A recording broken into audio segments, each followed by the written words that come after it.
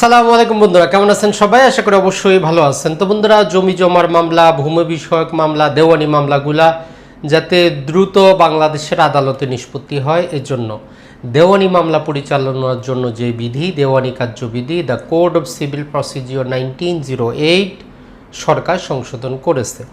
2025 সালের 18 নম্বর অধ্যাদেশ দ্বারা অনেকগুলো সংশোধনী এনে যতটা সম্ভব ট্রাই করা হয়েছে যাতে দেওয়ানি মামলাগুলো দ্রুত নিষ্পত্তি হয়। তো একজন সাধারণ বেসিক মানুষ হিসেবে আইনের ডিটেইল না জানলেও আপনি কিভাবে দেওয়ানি মামলাটা দ্রুত তাৎক্ষণিক নিষ্পত্তি হবে সে বিষয়টা আইনে তুলে ধরা হয়েছে, সেটাই আমরা আপনাদের সাথে আলোচনা করব। আপনারা দেখতেছেন সাতকাহন, সাথে আছি হোস্ট আজিমউদ্দিন। তো বন্ধুরা, দেওয়ানি মামলা যেহেতু একটা প্রাইভেট প্রকৃতির মামলা, তো এই জন্য আপনি যখন একটা মামলা দায়ের করেন অপর পক্ষকে জানানোর বিষয়টা আপনার উপরই বর্তায়।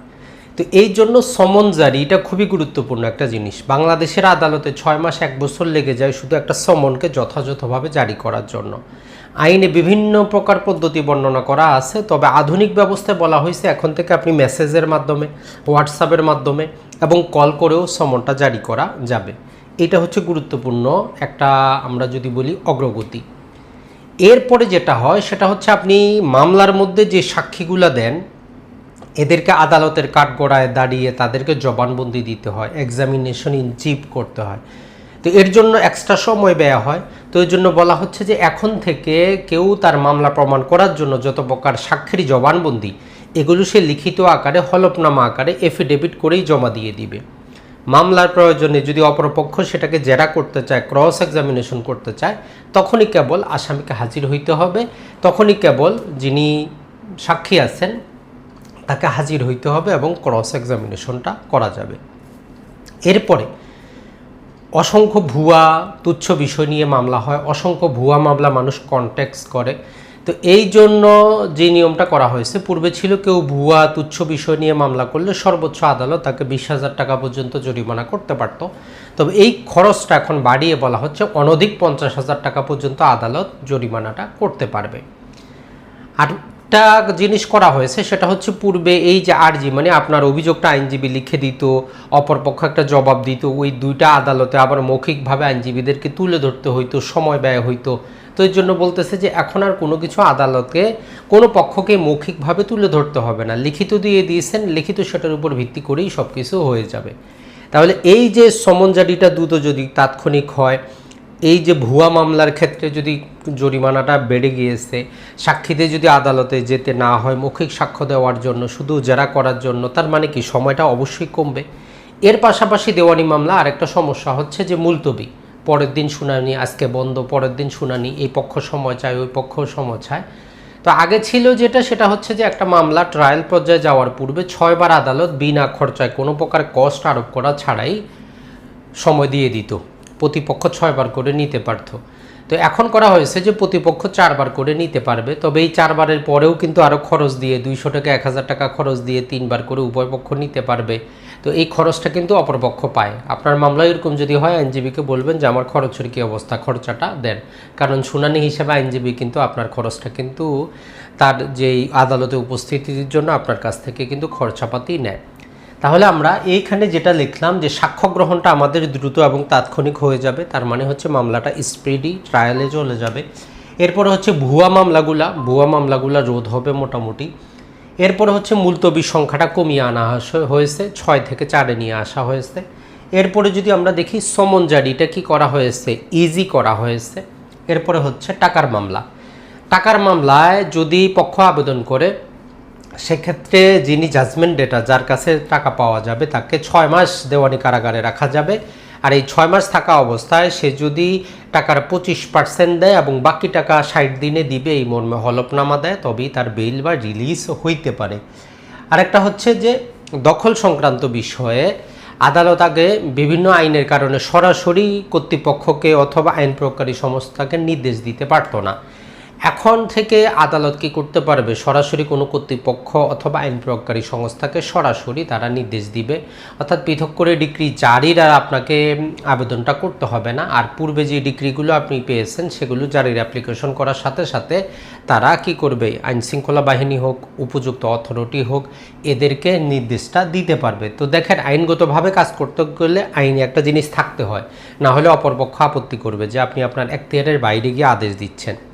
আরেকটা জিনিস করা হয়েছে সেটা হচ্ছে যে মামলা চলাকালীন বিভিন্ন সময়ে যেটা হয় যে বাদী বিবাদী উপস্থিত হয় না, নিষেধাজ্ঞার প্রয়োজন। তো এই সমস্ত ক্ষেত্রেও আদালত আইনশৃঙ্খলা বাহিনীর সহায়তা নিতে পারবে তাদের, এবং একটা নির্দিষ্ট কাজ নির্দিষ্ট দিনের মধ্যে করে তাদেরকে রিপোর্ট দেওয়ার মতো ব্যবস্থাটা করতে পারবে। তো মূলত এই কয়েকটা জিনিস কি করা হয়েছে, চেঞ্জ করা হয়েছে। এর পাশাপাশি কিছু জিনিস আছে যেটা আমাদের সাধারণ মানুষের জন্য না, সেটা হচ্ছে যে আগে দেওয়ানি মামলায় কাউকে গ্রেফতার করাইলে তার খরচাপাতির টাকা বাদীকে দিতে হইতো। তো সেই যে খরচাপাতির টাকাটা বাদ দেওয়া হয়েছে। মহিলা হইলে টাকার মামলায় গ্রেফতার করা যাবে না। এখন মহিলার সাথে বৃদ্ধ, মহিলার সাথে অক্ষম, মহিলার সাথে গর্ভবতী, মহিলার সাথে যারা বাচ্চা প্রদান করেছে, অর্থাৎ যে মহিলারা এখন পর্যন্ত বাচ্চাকে দুধ খাওয়ান, এই মহিলাদেরকে অন্তর্ভুক্ত করা হয়েছে।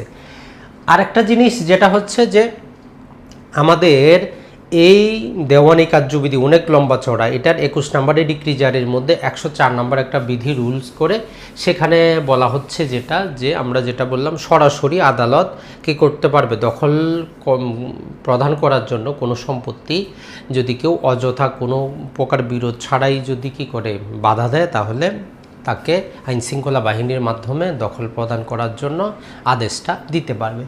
তো এই যে গুরুত্বপূর্ণ চেঞ্জগুলোর মাধ্যমে আসলে কি বাস্তবে আমাদের দেওয়ানি মামলায় কি আসবে কিনা, মামলার জট কমবে কিনা? কথা হচ্ছে যে না, আমরা যদি সুদূর চিন্তা ভাবনা করি মামলার জট কিন্তু কমবে না। এর মূল কারণটা হচ্ছে যে আসলে একে তো হচ্ছে আইনজীবীরা নিজেরাই অলস, দ্বিতীয়ত হচ্ছে বিচারক নিজেরাই অলস। অলস বলতে এখানে আমরা বুঝাচ্ছি যে দেখবেন যে একে তো সরকারি ছুটি, একে তো হচ্ছে আমাদের কোর্টের ছুটি, এরপরে আজকে কোনো বিচারকের পার্সোনাল সমস্যা, এরপরে তার মন খারাপ, পরবর্তী শুনানি সে নিজেই কিন্তু দিয়ে দেয়। আমাদের বহু মামলায় পূর্ব থেকে এই সমস্ত ডেট ফিক্স করাই আছে, ফৌজদারি মামলায় ফিক্স করা আছে, কিন্তু আসলে এই কাজগুলো কিন্তু অনুসরণ করা হয় না।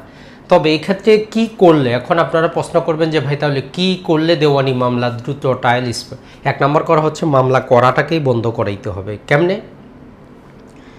দেখেন, আপনি ভুয়া মামলা করেন, টাইম বার্ড মামলাগুলো দায়ের হয়। সর্বপ্রথম একজন বিচারকের দায়িত্ব হচ্ছে যে মামলাটা সে নিচ্ছে সেটা আসলে গ্রহণ করার যোগ্য কিনা, টাইম বার্ড কিনা, এই সমস্ত বিষয় বিবেচনা করার জন্য একটা শুনানি রাখা। এখন সেই যে সেরেস্তাদার অথবা সেরেস্তাদার কর্তৃক অপর ব্যক্তির কাছে আপনি মামলাটা দায়ের করে দিয়ে চলে আসেন, অপরপক্ষের কাছে সমন যায়।